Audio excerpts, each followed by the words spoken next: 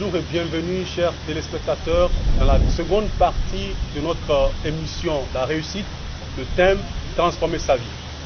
Alors, nous avons, dans la première partie, expliqué ce que nous appelons la zone de confort. La zone de confort, une fois encore, pour rafraîchir les mémoires, c'est cette zone-là qui donne un semblant de confort, justement, un semblant de plaisir, un semblant d'atteinte d'objectifs, alors que en réalité, nous sommes en train d'évoluer dans la médiocrité sans se rendre compte.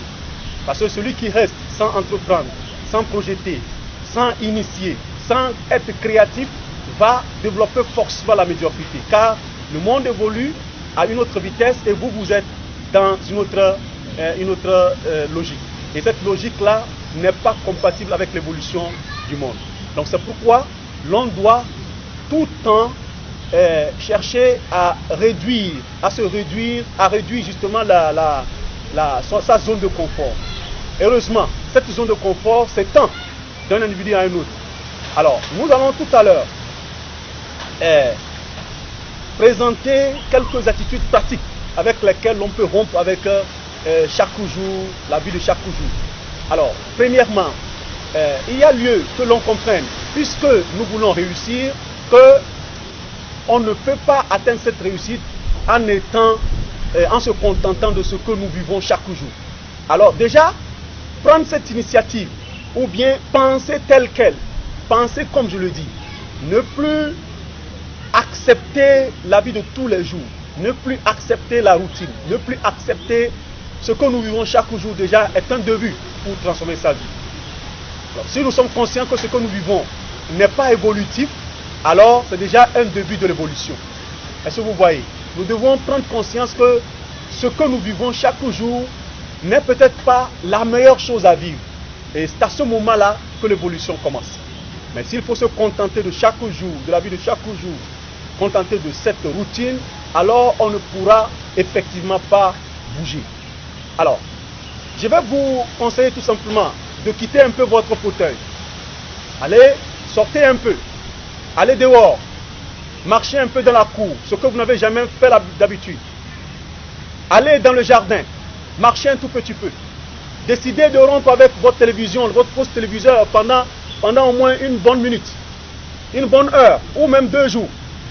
Essayez de voyager, quittez, faites un voyage. Pour un petit temps de congé que vous avez, faites un petit voyage. Allez rendre visite aux gens au village. Allez rendre visite aux gens dans un autre pays limitrophe. Essayez de changer un peu votre environnement.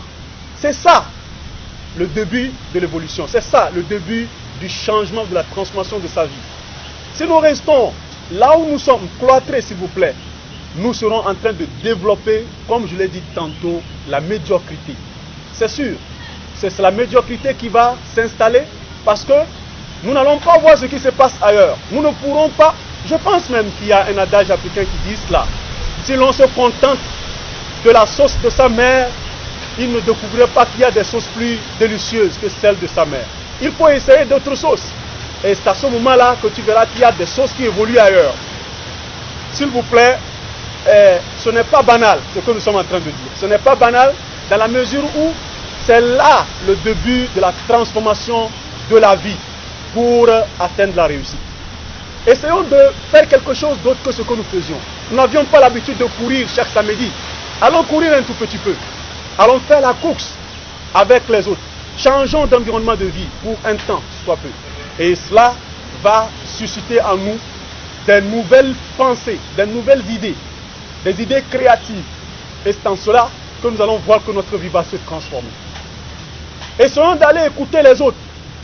Celui qui ne prend aucune initiative, ne veut pas atteindre la réussite, ne veut pas atteindre la réussite dans la vie.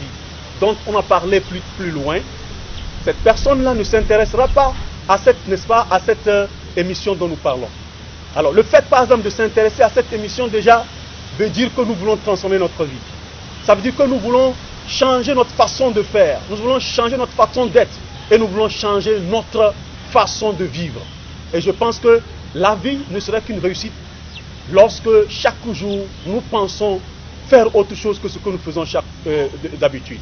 Voilà à peu près ce dont nous sommes en train de parler. La transformation de sa vie, C'est un art, effectivement. C'est un art.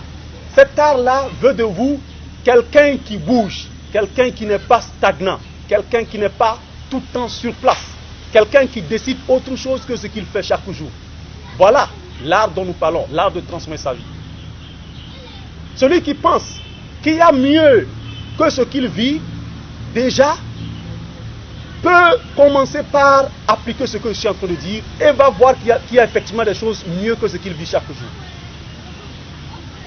Je ne vais pas prendre mon propre exemple, mais la plupart de ceux-là qui ont réussi dans cette vie terrestre ont toujours commencé quelque part à dire non à la vie de tous les jours, à dire non à la vie de routine. Et c'est à ce moment-là que les idées commencent par jaillir, que l'entreprise naît. C'est à ce moment-là que la créativité grandit.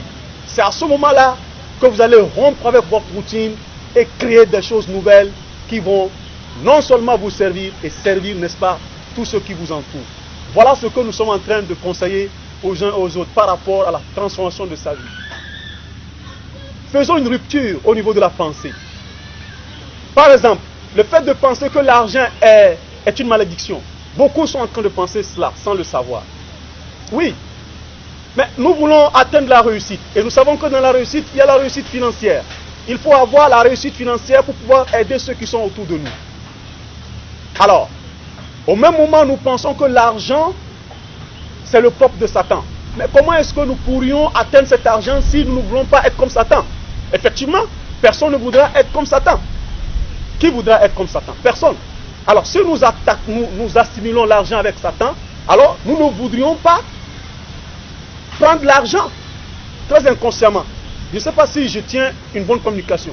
Ce que je suis en train de dire, c'est que nous devons rompre avec cette façon de penser que ceux qui ont de l'argent sont des gens sataniques.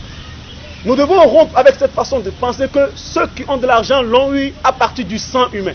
Nous devons rompre avec cette façon de penser que les grands allergiques qui sont là, ils l'ont eu mal avec des voix comment on peut le dire, des voix maléfiques ou des voix diaboliques. Non, cessons de rompre justement cette façon de penser. Et à partir de là, nous allons nous rendre compte que les issues vont apparaître, les issues vont abonder autour de nous et nous allons entreprendre de nouvelles choses différentes de ce que nous faisons chaque jour et cela nous permettra d'atteindre effectivement la réussite partagée avec les autres. Voilà ce que nous sommes en train de dire. Alors, rompons cette façon de penser. Essayons de mettre une grande rupture dans notre façon de penser. C'est-à-dire qu'il ne faudrait pas que l'homme pense que l'argent c'est le diable. Mais tu vas penser que l'argent est le diable et au même moment tu cherches l'argent. Tu cherches le diable. Alors que en ton fond intérieur tu ne veux pas le diable. Ça veut dire que tu ne veux pas l'argent inconsciemment. Est-ce que vous voyez? Nous devons être positifs. Nous devons toujours positiver toutes les situations qui sont devant nous. Je ne veux pas sortir du cadre de notre discussion. Nous sommes en train de parler de l'art de transformer sa vie. On ne peut pas transformer sa vie quand on ne voit pas mieux devant ou plus haut. Il faut toujours penser qu'il y a mieux devant ou mieux plus haut. De cette manière, nous pourrions quitter notre zone de confort pour aller dans la zone d'inconfort.